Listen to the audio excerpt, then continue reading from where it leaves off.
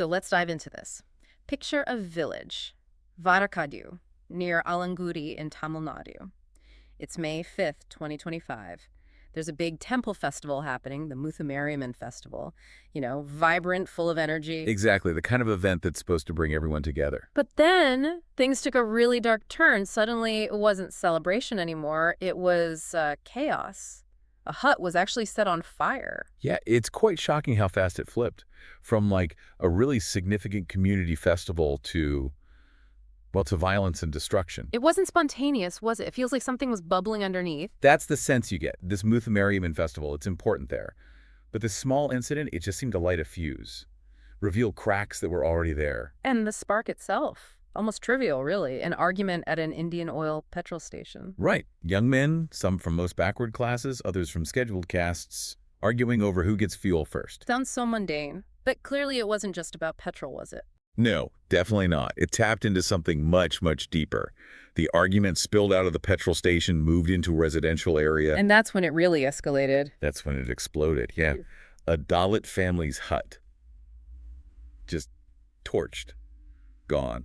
Their motorbike set on fire, too. Terrible. And even a government bus got damaged. Yeah, windows smashed. It's like the violence just spread outwards. Yeah. The whole point of the festival, bringing people together, it just got completely twisted, It really makes you question these communal events.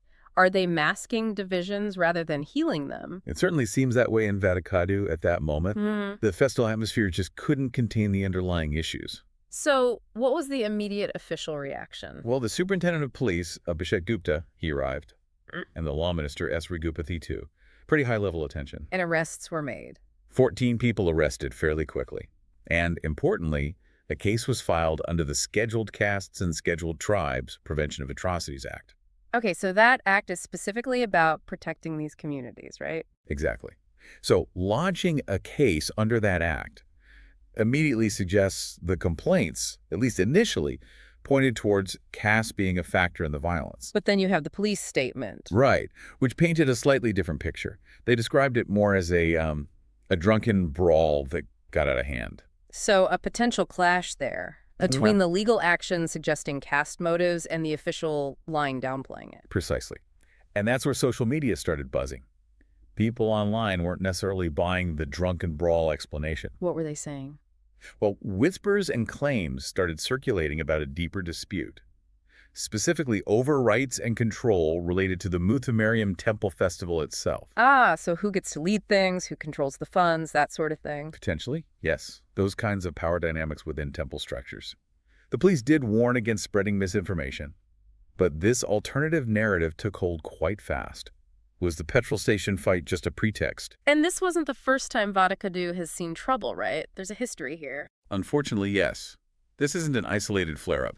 If you look back, I remember reading something about 2014. That's right. Back in 2014, there were reports of Dalits being attacked, apparently just for celebrating New Year's. One young man, Vigneshwaran, was badly hurt. And even then, people were talking about discrimination. Villagers themselves spoke about prolonged caste discrimination. So it's been an ongoing issue. And then again in 2022. What happened then? The murder of a Dalit seaweed collector. That also led to clashes, demands for justice. It paints a picture, doesn't it? It really does.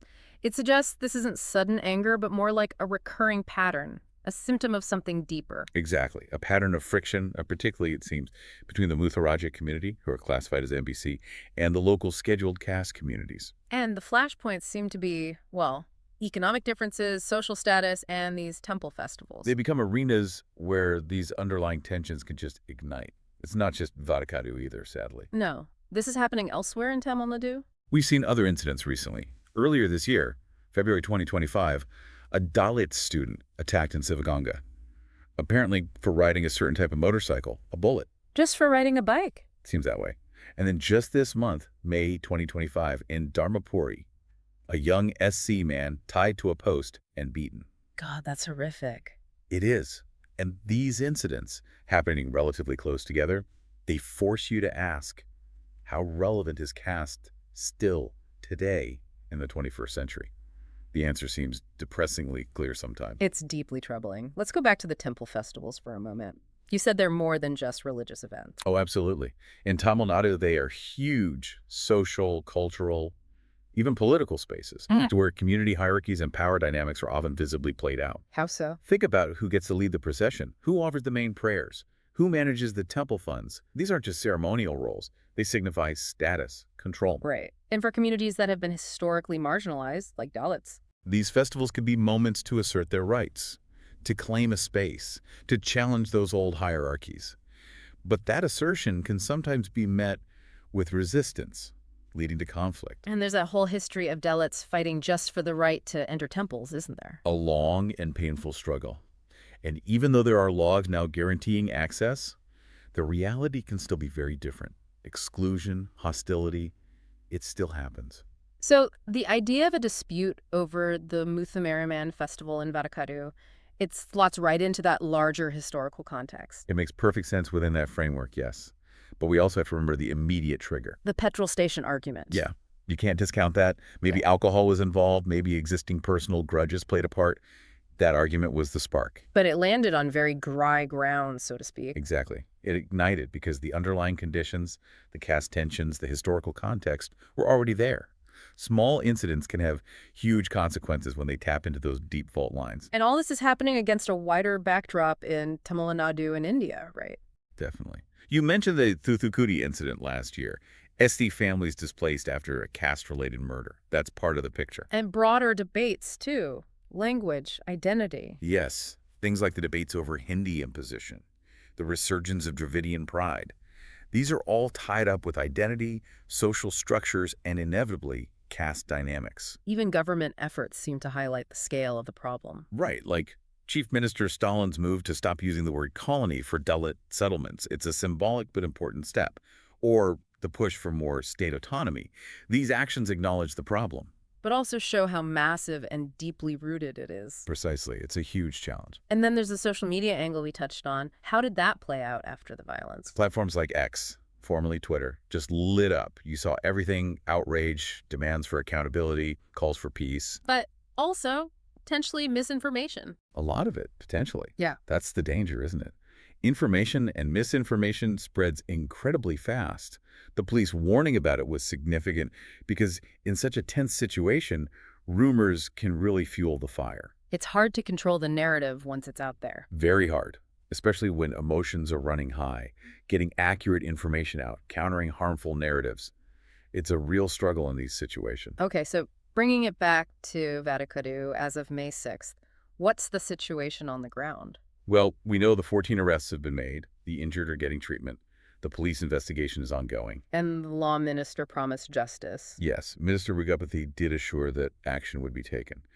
But, arrests in court cases, they're necessary, obviously, but are they enough? For long-term healing, probably not. Exactly. True healing in Vadakadu needs more. It needs dialogue, real conversation within the community. It needs people to actually confront the caste issues that led to this. That sounds difficult. Incredibly difficult. You need community leaders, maybe NGOs, the temple committee itself to get involved in mediation, trying to rebuild trust.